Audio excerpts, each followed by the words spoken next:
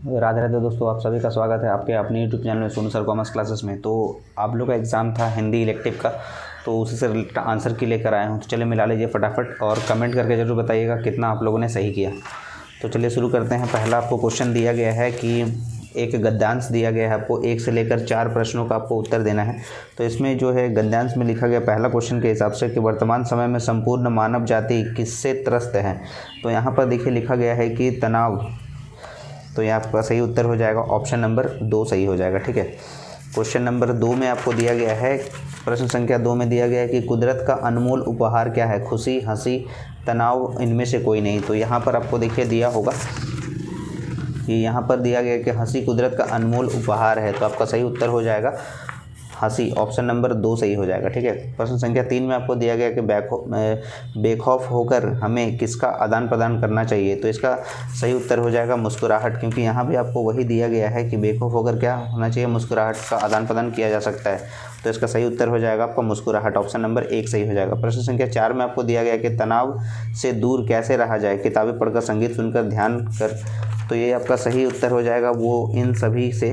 तो यहाँ पर दिया गया है कि सारा चीज़, संगीत सुनना, चित्र बनाना, ध्यान करना, तैरना, ये सब सारा चीज़ दिया हुआ है। तो आपका सही उत्तर हो जाएगा इनमें से सभी, ऑप्शन नंबर 4 सही हो जाएगा। उसके बाद हम लोग आगे बढ़े तो प्रश्न संख्या 5 से लेकर 8 में आपको एक पद्यांश दिया गया है। तो उसमें लिखा गया है कि प्रस्तुत पंक्तियों में कवि किसका आह्वान कर रहा है। तो यह हो जाएगा नव यौवन का।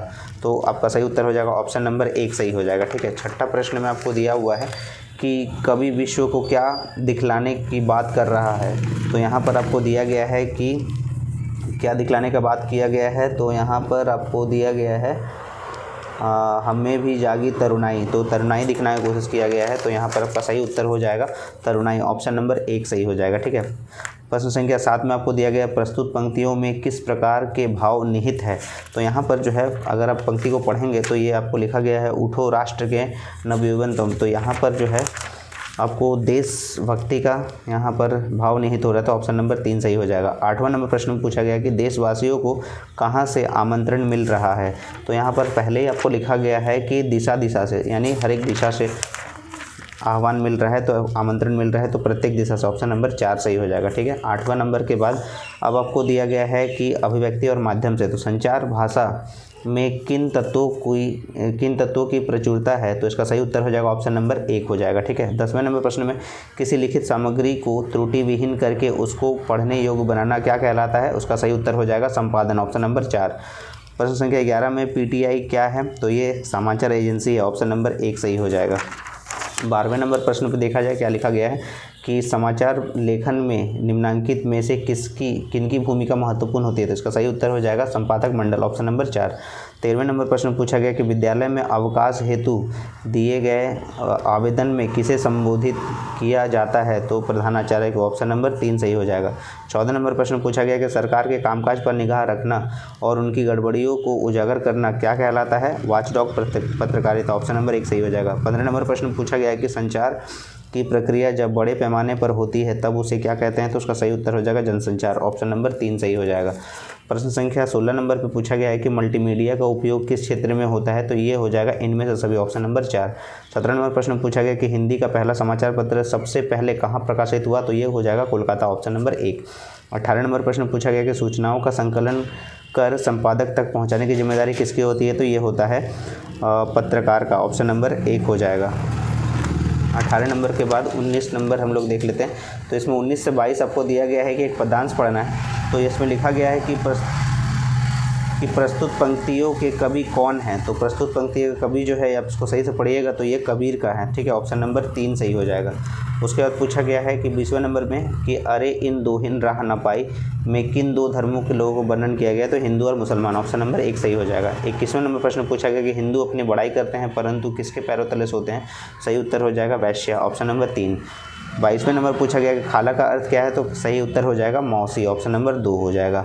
23वें नंबर पूछा गया कि कबीर के पदों में किस पर व्यंग किया गया है। तो उसका सही उत्तर हो जाएगा ऑप्शन नंबर 3, 1 और 2 दोनों। उसके बाद आपको 24वें नंबर पूछा गया कि 24वें नंबर पे कि खेल में श्री कृष्ण हार जाते पर जीतता कौन है। तो सही उत्तर हो जाएगा सुदामा, ऑप्शन नंबर 2। 25वें नंबर पूछा गया कि तुलसीदास किस काल के कवि है। तो सही उत्तर हो जाएगा भक्ति काल के, ऑप्शन नंबर 3 सही हो जाएगा।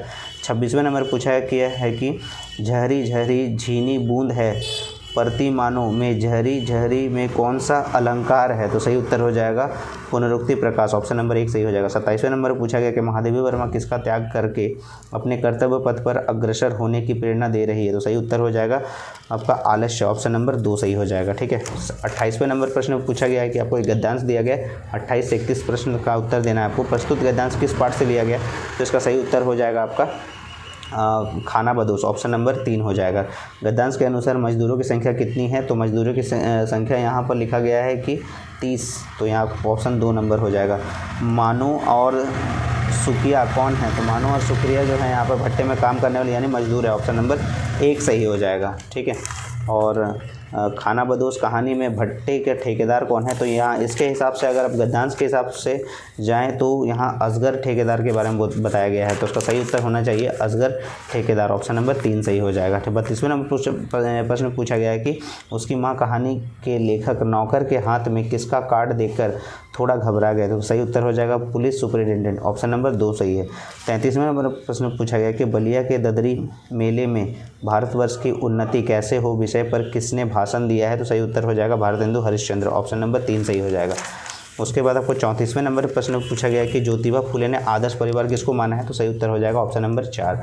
35वें नंबर प्रश्न पूछा गया खाना बदोश कहानी में महेश को किसकी लत लग गई है? तो शराब की, ऑप्शन नंबर 1 सही हो जाएगा। 36वें नंबर पे पूछा गया है कि दोपहर का भोजन कहानी की मुख्य पात्र सिद्धेश्वरी के छोटे लड़के का नाम क्या है? तो प्रमोद हो जाएगा, ऑप्शन नंबर 1 सही हो जाएगा। ठीक है। और 37वें नंबर प्रश्न पूछा गया है कि भाभी ने गोपाल को चोरी छिपे सिगरेट पीते कहाँ देखा? तो ये हो जाएगा सही उत्तर ऑप्शन नंबर 2 पान की दुकान पर।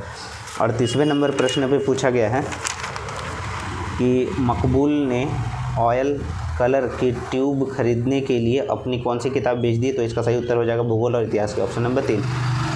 39वां नंबर प्रश्न पूछा गया कि आवारा मसीहा उपन्यास किस साहित्यकार के जीवन पर आधारित है? सही उत्तर हो जाएगा आपका यहाँ पर Bankim Chandra, option number 4। 40वां number प्रश्न पूछा गया कि शरद चंद्र ने ननिहाल में किस बात का निषेध था? तो ये आपका सही हो जाएगा शौक पालना, ऑप्शन नंबर 2 सही हो जाएगा। ठीक है।